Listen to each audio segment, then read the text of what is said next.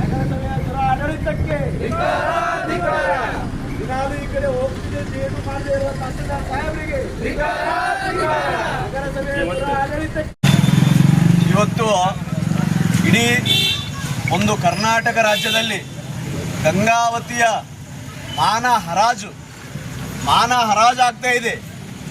ವಿಷಯ ಏನಪ್ಪಾ ಅಂದರೆ ಇಡೀ ವಿಶ್ವದಲ್ಲಿ ಇಲ್ಲಿ ಕಿಷ್ಕಿಂಧ ಅಂತ ಹೇಳಿ ನಮ್ಮ ಹನುಮನ ನಾಡು. ಆ ಕಿಷ್ಕಿಂಧಕ್ಕೆ ಇಡೀ ನಮ್ಮ ಭಾರತ ದೇಶದ ಬೇರೆ ಬೇರೆ ರಾಜ್ಯಗಳಿಂದ ಓಡಾಡೋಕ್ಕೆ ಇರುವಂಥ ಇದು ಒಂದೇ ದಾರಿ.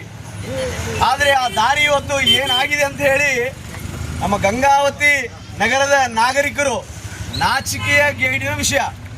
ನಾಚಿಕೆ ಪಡ್ಕೋಬೇಕು. ನಿಜವಾಗ್ಲೂ ನಮ್ಮ ತೆರಿಗೆ ಹಣ ಯಾವ ಥರ ಪೋಲ್ ಮಾಡ್ತಿದೆ ಸರ್ಕಾರ ಅಂತ ಹೇಳಿದರೆ, ನಾವು ಎಚ್ಚೆತ್ಕೊಳ್ತಿದ್ರೆ ಇನ್ನು ಏನೇನು ದುರಾಡಳಿತ ಆಗತ್ತೆ ಅನ್ನೋದಕ್ಕೆ ಕೈಗನ್ನಡಿ. ಗಂಗಾವತಿಯ ನಗರ ತುಂಬೆಲ್ಲ ರಸ್ತೆಗಳು ಯಾವ ಥರ ಆಗಿದೆ ಅಂದರೆ, ಏನು ನಾಗರಿಕ ಸಮಾಜ ಇಲ್ಲಿ ಇದೆಯೋ ಅಥವಾ ಇಲ್ಲೋ, ನಾಗರಿಕರಾದ್ಮೇಲೆ ನಾವು ಏನಾದರೂ ಒಂದು ಪ್ರತಿಭಟನೆನೋ ಹೋರಾಟನೋ ಚೀರಾಟನೋ ಏನಾದರೂ ಒಂದು ಮಾಡಬೇಕಲ್ಲ ಸ್ವಾಮಿ. ದಿನನಿತ್ಯ ಹಿಂಗೆ ಓಡಾಡ್ತೀರಿ ನೋಡಿ. ಈ ರಸ್ತೆಯಲ್ಲಿ SP ಬರ್ತಾರೆ, DC ಬರ್ತಾರೆ, ಆಮೇಲೆ AC ಅವರು ಬರ್ತಾರೆ, ನಮ್ಮ ತಹಸೀಲ್ದಾರ್ ಸಾಹೇಬರಂತೂ ದಿನ ಬೆಳಗಾದರೆ ಓಡಾಡ್ತಿರ್ತಾರೆ. ಆಮೇಲೆ ರಾಜ್ಯ ಮಟ್ಟದ ಎಲ್ಲ ಅಧ್ಯಕ್ಷರುಗಳು, ಸದಸ್ಯರುಗಳು, ಬೇರೆ ಬೇರೆ ಸಂಘಟನೆ ಎಲ್ಲರೂ ಬರ್ತಾರೆ, ಕಣ್ಣು ಮುಚ್ಚಿ ನೋಡ್ತಾರೆ, ನೋಡ್ಬಿಟ್ಟು ಹೋಗ್ಬಿಡ್ತಾರೆ. ಅದಕ್ಕೆ ಇವತ್ತು ನಾವು ಗೋರಸೇನಾ ವತಿಯಿಂದ ಶ್ರೀ ಸೇವಾಲಾಲ್ ಮಹಾರಾಜ್ ನಮ್ಮ ಸರ್ಕಲಲ್ಲಿ ಒಂದು ವಿಭಿನ್ನವಾಗಿ ಒಂದು ಮೇಣದ ಬತ್ತಿ ಹಚ್ಚುವ ಮೂಲಕ ಒಂದು ನಗರಸಭೆಯ ಆಡಳಿತಕ್ಕೆ ಈ ಒಂದು ಸ್ಪಷ್ಟ ಸಂದೇಶವನ್ನು ಕಳಿಸ್ತಾ ಇದ್ದೀವಿ. ಸುಮಾರು 2 ವರ್ಷಗಳು ಅದು ಸೇವಾಲಾಲ್ ಮಹಾರಾಜ್ ಸರ್ಕಲ್ ಪಕ್ಕದಲ್ಲಿ ಗುಂಡೆ ಬಿದ್ದು ಏನಪ್ಪ ಅಂದರೆ ನೀರು ಪೋಲಾಗ್ತದೆ, ತಾತ್ಕಾಲಿಕವಾಗಿ ರಿಪೇರಿ ಮಾಡ್ತಾರೆ ಮತ್ತೆ ಹೋಗ್ತಾರೆ. 5-6 ದಿನಗಳಿಂದ ಗುಡ್ಡೆ ಬಿದ್ದಿದೆ, ರಿಪೇರಿ ಮಾಡಿದ್ದಾರೆ, ಇವತ್ತು ಮತ್ತೆ ನೀರು ಪೋಲಾಗಿದೆ. ಆಮೇಲೆ ಈ ಒಂದು ಅಕ್ಕಪಕ್ಕದಲ್ಲಿ ಏನು ವಾರ್ಡ್ಗಳಿದ್ದಾವೆ, 5 ದಿನಗಳಿಂದ ಕುಡಿಯೋ ನೀರೇ ಇಲ್ಲ. ಈಗ ನಾವು ಯಾರಿಗಂತ ಹೇಳನ್ರಿ, ರಸ್ತೆಗಳು ಸರಿ ಇಲ್ಲ, ಕುಡಿಯೋ ನೀರಂತೂ ಮೊದಲೇ ಈಗ ನೋಡಿ ಪಕ್ಕದಲ್ಲೇ ನದಿ ಇದೆ, ಆದ್ರೆ ನಮ್ಮ ದುರದೃಷ್ಟನೂ ಏನು ಕುಡಿಯೋ ನೀರಿಲ್ಲ. 5 ದಿವಸ ಆಯಿತು. ಬೆಳಿಗ್ಗೆಯಿಂದ ನಾನು ಸಹ ಬೇರೆ ಬೇರೆ ವಿಡಿಯೋ ಎಲ್ಲ ಸಾಮಾಜಿಕ ಜಾಲದಲ್ಲಿ ಹಾಕಿದ್ದೀನಿ. ಆದರೂ ಸಹ ಜನ ಎಚ್ಚೆತ್ತುಕೊಳ್ಳುತ್ತಿಲ್ಲ. ಅಂದರೆ ಈ ಹೋರಾಟದ ಮನೋಭಾವನೆ ಇಲ್ಲ ಅಂದರೆ ಇನ್ನು ಬರುವಂಥ ದಿನಗಳು ಗಂಗಾವತಿಗೆ ಇನ್ನು ಯಾವ ಥರ ಕಾಡುತ್ತಂತ ದೇವರೇ ಬಲ್ಲ. ನೋಡಿ, ಪ್ರತಿನಿತ್ಯ ಶುಕ್ರವಾರ ಮಂಗಳವಾರ ಮುಲ್ಗಮ್ಮ ದೇವಿಗೆ ಇಲ್ಲಿ ಭಕ್ತಾದಿಗಳು ಓಡಾಡ್ತಾರೆ. ನಾವು ಪ್ರತಿನಿಧಿಗಳು ಮತ್ತು ನಮ್ಮ ಯಾರು TV ಮಾಧ್ಯಮ, ಪತ್ರಿಕಾ ಮಾಧ್ಯಮದವ್ರು ದಿನ ನೋಡ್ತಾರೆ, ಆದರೂ ಯಾವುದೇ ಥರದ ಸುದ್ದಿನೇ ಮಾಡಿಲ್ಲ. ಅದು ಏನು ವಿಪರ್ಯಾಸನೋ ಏನೋ. ಪತ್ರಿಕೆ ಹಾಗೂ ವಿಡಿಯೋ ಯಾವುದಾದ್ರೂ ಒಂದು ವೈರಲ್ ಮಾಡಿದರೆ ಅಧಿಕಾರಿಗಳು ಸಹ ಸ್ವಲ್ಪ ಎಚ್ಚೆತ್ತುಕೊಳ್ತಾರೆ ಅಂತೇಳಿ ಈ ಮೂಲಕ ಮಾನ್ಯ ಪೌರಾಯುಕ್ತರಿಗೆ ವಿಶೇಷವಾಗಿ ಈ ವಿಡಿಯೋನ ತಾವು ನೋಡಬೇಕು. ನಮ್ಮ ಕಳಕಳಿಯ ಮನವಿ ಏನಪ್ಪ ಅಂದರೆ, ನಮ್ಮ ಈ ಆಜುಬಾಜು ಎಲ್ಲ ಕಾರ್ಮಿಕರಿರುವಂಥ ವಾರ್ಡ್ಗಳು ನಮಗೆ ಕುಡಿಯೋ ನೀರು ಕೊಡಿ.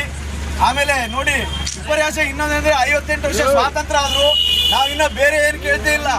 ನೀರು ಕೇಳ್ತಾ ಇದ್ದೀವಿ, ಕರೆಂಟ್ ಕೇಳ್ತಾ ಇದ್ದೀವಿ, ಸ್ವಚ್ಛತೆ ಕೇಳ್ತಾ ಇದ್ದೀವಿ, ಚರಂಡಿ ಕೇಳ್ತಾ ಇದ್ದೀವಿ. ಇದು ಬಿಟ್ಟರೆ ಅದು ಏನಪ್ಪ ಈ ದೇಶದಲ್ಲಿ ಅದು ಇನ್ನೂ ಏನೇನು ಕಾಡಬೇಕೋ ಏನೋ. 58-60 ವರ್ಷ ಸ್ವಾತಂತ್ರ್ಯ ಆದರೂ ನಾವು ಬರೀ ಈ ಮೂಲಭೂತ ಸೌಕರ್ಯಕ್ಕೆ ಬಡದಾಡೋಂಗಾಗಿದೆ. ಯಾರಿಗೆ ಹೇಳೋಣ ನಮ್ಮ ಪರಿಸ್ಥಿತಿ. ಹಾಗಾಗಿ ಈ ಒಂದು ವಿಡಿಯೋ ಹಾಗೂ ಪತ್ರಿಕಾ ಮಾಧ್ಯಮ ಮುಖಾಂತರ ಇದೇನಿದು ಈ ರಸ್ತೆಯ ಕಾಮಗಾರಿ ತ್ವರಿತಗತಿಯಲ್ಲಿ ಆಗಲಿ. ಆಮೇಲೆ ಇದೇನು ಗುಂಡೆ ಬಿದ್ದಿದೆ, ಇದನ್ನು ಮಾನ್ಯ ಶಾಸಕರು ಹಾಗೂ ತಾಲೂಕು ಆಡಳಿತ, ಜಿಲ್ಲಾ ಆಡಳಿತ ಹಾಗೂ ನಗರಸಭೆ ಆಡಳಿತ ಸ್ವಲ್ಪ ನಮ್ಮ ಕಡೆ ಗಮನ ಕೊಡ್ರಿ. ನಾವು ತೆರಿಗೆ ಕಟ್ತಾ ಇದ್ದೀವಿ, ನಾವು ಈ ದೇಶದ ಪ್ರಜೆಗಳು. ಈ ವಾರ್ಡ್ ಏನಾಗಿದೆ ಅಂದರೆ ನಿರ್ಲಕ್ಷ್ಯಕ್ಕೆ ಒಳಗಾಗಿಬಿಟ್ಟಿದ್ದೀವಿ. ಏನು ಸಮಸ್ಯೆ ಇದ್ರೂ ನಮ್ಮದೇ ಈ 2 ವಾರ್ಡು ಎಲ್ಲ ಬಡ ಕೂಲಿ ಕಾರ್ಮಿಕರು, ಆಮೇಲೆ ಶಿಕ್ಷಣ ವಂಚಿತರು ನಾವೆಲ್ಲ. ನಮ್ಮ ಬರೀ ಇವೆ SC ST OBC ಇರೋ ವಾರ್ಡ್ಗಳಲ್ಲಿ ನೋಡಬಾರ್ದು. ಪ್ರತಿಯೊಂದು ಸಮಸ್ಯೆಗೆ ನಾವು ದಿನಾಲೂ ಆಳೋ ಪರಿಸ್ಥಿತಿ ಆಗಿದೆ. ಹಾಗಾಗಿ ಸಂಬಂಧಪಟ್ಟ ಅಧಿಕಾರಿಗಳು ಈಗಲಾದರೂ ಎಚ್ಚೆತ್ತುಕೊಂಡು ಇದೇನು ನಾವೇನು ಇವತ್ತೇನು ವಿಭಿನ್ನವಾಗಿ ಪ್ರತಿಭಟನೆ ಮಾಡಿದ್ದೀವಿ. ಪ್ರತಿಭಟನೆ ಅಂತ ನಿಮ್ಮ ಸಂಘಟನೆ ಹೆಸರು ಮತ್ತು ನಿಮ್ಮ ಹೆಸರು ಎಲ್ಲ? ನನ್ನ ಹೆಸರು ಶಿವಪ್ಪ ಅಂತೇಳಿ, ನಾನು ಗೋರಸೇನಾ ಸಾಮಾಜಿಕ ಚಳವಳಿಯ ಒಬ್ಬ ಸಾಮಾನ್ಯ ಕಾರ್ಯಕರ್ತ. ಹಾಗಾಗಿ ಇಲ್ಲಿವರೆಗೆ ನಾವು ಹೋರಾಟ, ನಾವು ಯಾವುದೇ ಒಂದು ಇದಕ್ಕೆ ನಾವು ಕೇಳಲಿಲ್ಲ ಅಂದರೆ ಈ ಅಧಿಕಾರಿಗಳಾಯಿತು, ಈ ಸರ್ಕಾರ ಆಯಿತು, ಯಾವುದು ತುಂಬಾ ಗಟ್ಟಿ ಚರ್ಮದ ಸರ್ಕಾರ, ಗಟ್ಟಿ ಚರ್ಮದ ಅಧಿಕಾರಿಗಳಂತೂ ಎಲ್ಲ ಹೇಳ್ತಾರೆ.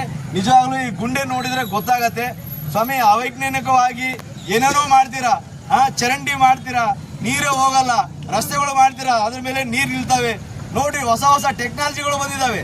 ಜಪಾನ್ ದೇಶದಲ್ಲಿ ಬೆಳಿಗ್ಗೆ ಏನಾದ್ರೂ ಭೂಕಂಪ ಇದ್ರೆ ರಾತ್ರಿ ಎಲ್ಲ ರೋಡ್ಗಳು, ಮನೆಗಳು ಹಾಗೆ ಮಾಡ್ತಾರೆ. ಇಂಥ ಒಂದು ಪರಿಸ್ಥಿತಿಯಲ್ಲಿ ಒಂದು ಗುಂಡೆ ಮುಂಚೆಗೆ ವಾರಗಟ್ಟಲೆ ನೀವು ಮಾಡ್ತೀರಂದ್ರೆ ನಿಮಗಿನ್ನ ಯಾವ ದೇಶದಲ್ಲಿ ಹೋಗಿ ನಿಮಗೆ ತರಬೇತಿ ಕೊಡಬೇಕು?